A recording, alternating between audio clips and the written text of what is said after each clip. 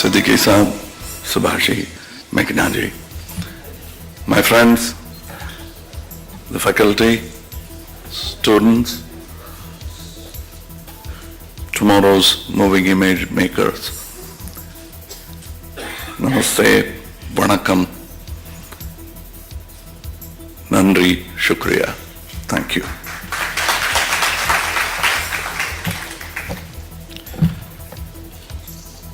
I thank Hariji for introducing me, sometimes me to me. The only chagrin is he need not have mentioned about my birthday. I'm doing my best. This is the best acting I have done so far to look 50 or 45 or whatever I imagine I am. But anyway, the reason why we put on this act is, since it's a keynote address, let me go to the key of my survival. Writers do not write roles for older people. They always write for younger people, so we all try to look young. That's a key. And but times are changing. I mean, Amitji is a great example, so I know at least I have another 15 years ahead.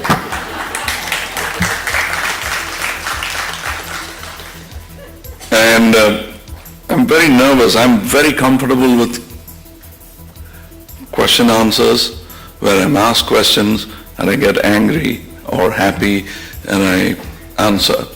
These keynote addresses, speaking from the podium, pontification, is something that I'm not good at. I might meander, but then you asked for it. So here I go. I'm, as Siddiqui Saab said, there's nothing much to say when the best of your mentors have spoken here. As Subhaji rightly said, please, for whatever you believe in, heaven, earth, or whatever, for that sake, do not believe that you have completed education of cinema. That would be your undoing. And fortunately, not going to school has permanently kept me in a state of apprehension and trepidation that I have to learn more. A little degree and that square hat on my head would have ruined me or spoiled me. And now I have the opportunity of learning. Whenever I'm introduced as a high school dropout, it pleases me, because there are so many teachers who come up to, doesn't matter, I'll teach you a few tricks. So I learn. So being introduced as a high school dropout is much more worthy than that square hat. Not that I'm looking down or demeaning it just when you're going to receive it. But please remove that hat after you receive that honor and do not rest on it. Let it rest. I'm not being poetic here. I'm being very practical, because the tools that you've learned your trade on are going to change. That fantastic 11.1 or 13.1 that you have in your college, which is enviable, because when I first saw it, I wanted it for myself, my film. And it happened thanks to Van Balen, my friend, and thanks to my naivety and the ignorance of my distributors. I said, with this, the film will collect, and they believed it. Unfortunately, it did also. But even if it hadn't, I would have brought the technology in, and that's what mattered to me. Because the tools are secondary.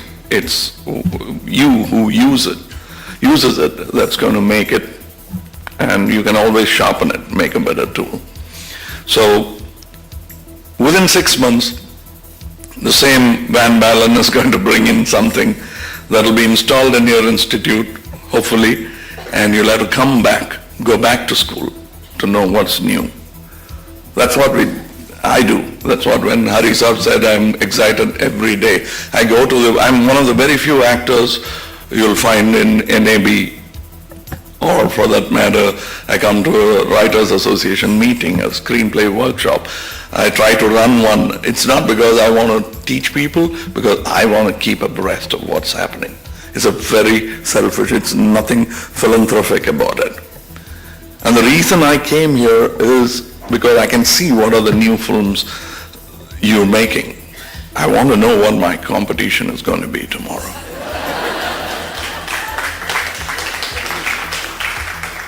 And believe me, I have an injured leg, so making it shake is not good. And you've done it. So I'm looking forward to competing with you. It doesn't matter. If either of us fail, cinema will win.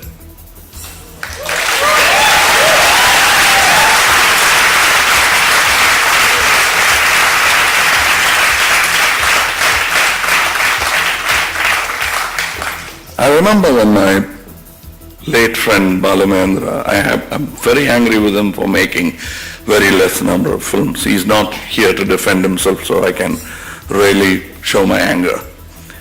I always tell him that he's not that he's lazy, he simply doesn't agree with the pontification that's laid out to him. He doesn't want to do. And that's exactly what I don't. There were a group of people, even Mr. Hariharan here, the fact that he went into teaching, it was because he was so angry with the existing industry. It didn't allow him to make films. Well, you should be thankful that he became angry and didn't succumb.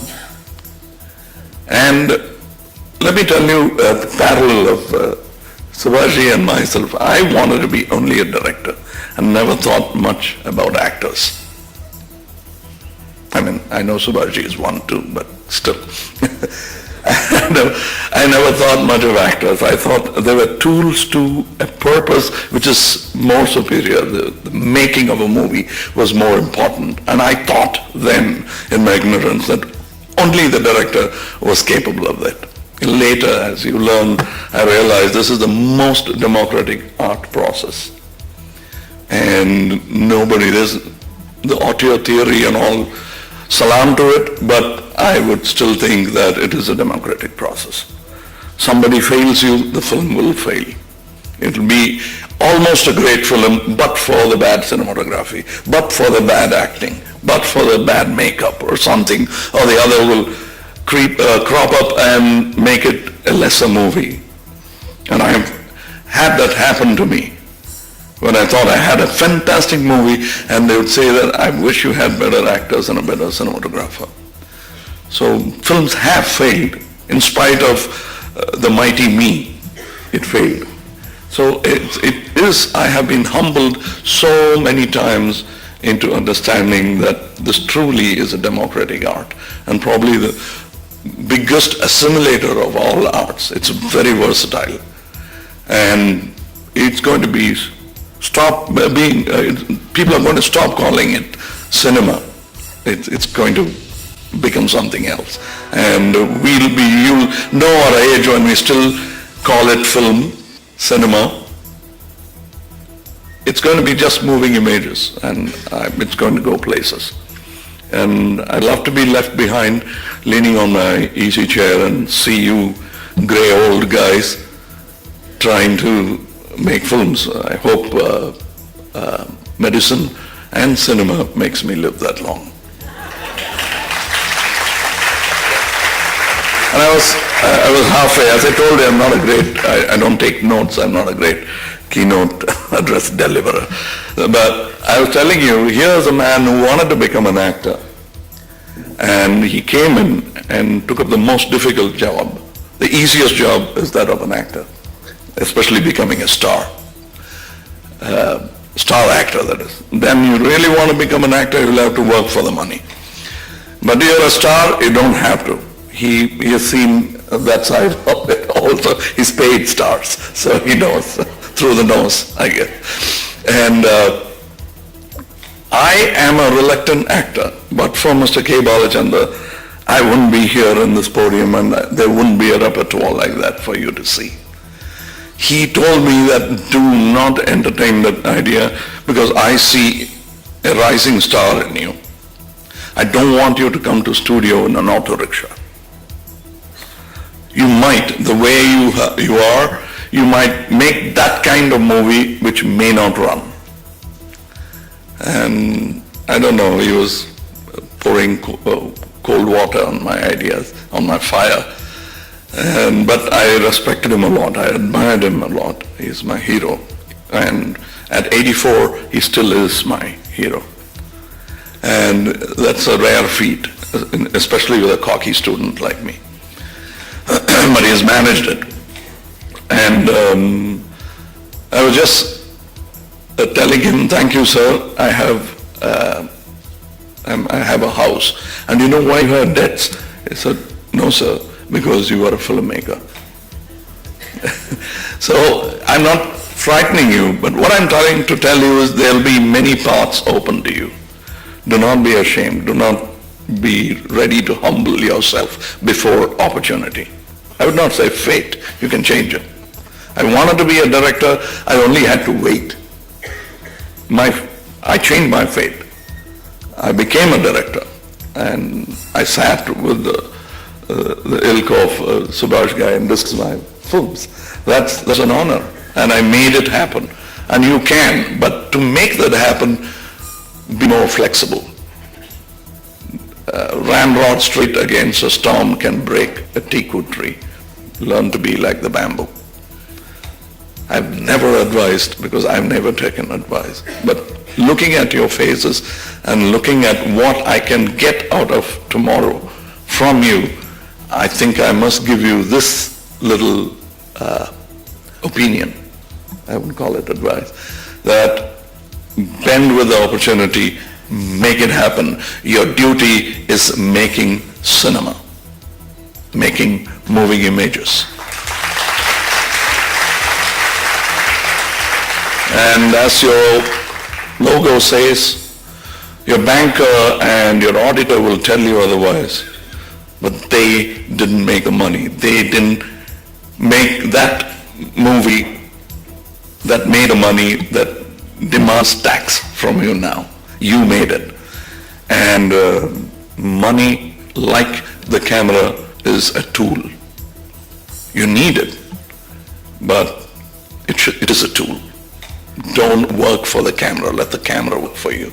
Don't work for the money, let the money work for you.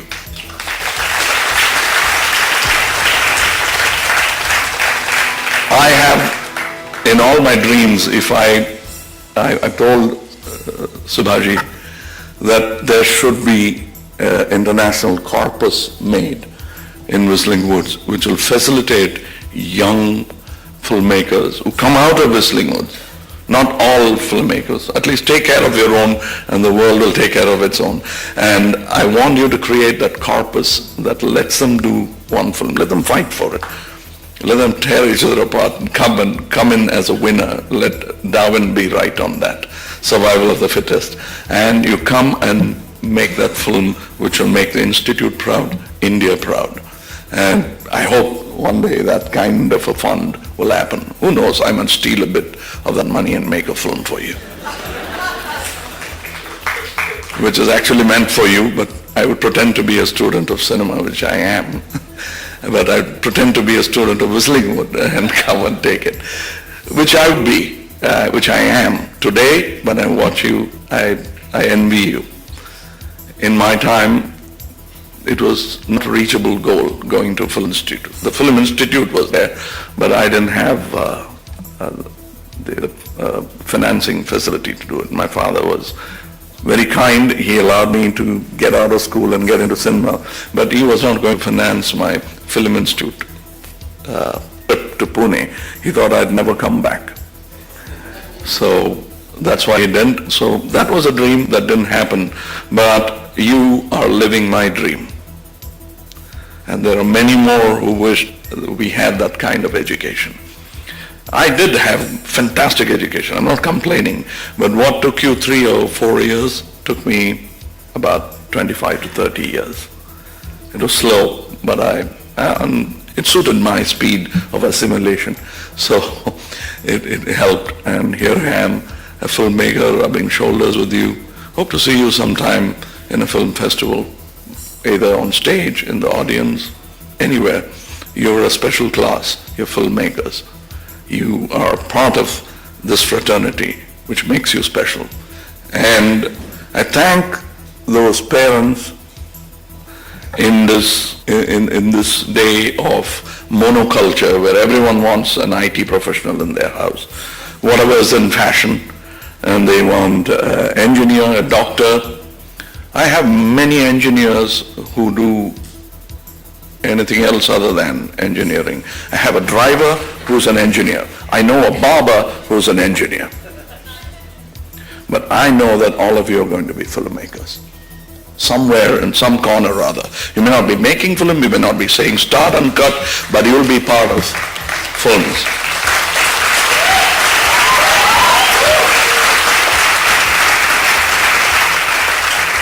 And I thank the parents for being a visionary. You're equally a visionary as Mr. Subhashji for making this happen for your child. And I salute you too. I had a father like that. I only wish he had sent me to Pune Film Institute, which he didn't. But that doesn't matter. I don't hold it against him. But I salute your parents, and the smile will only broaden, believe me. And there will be people who will fail. I know many actors better than me who didn't make it, but they never left the film industry.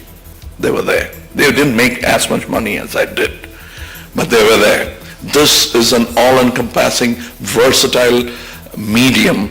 It's only growing broader in its versatility. People are going to watch. Our platforms of film watching has already changed. You were watching on that screen, I was watching on this screen. And I'm going to soon watch movies on my wristwatch. I know, some cinematographer here was gritting his teeth, but it's going to happen too. But that's dissemination that's reaching more people, more audience. I'm honored. I always wanted to be in a crowd like that. Whenever there is an opportunity to spend time with connoisseurs of cinema, makers of moving images of tomorrow, I want to spend time with them. I want to claim to people that I'm related to them by blood. Thank you.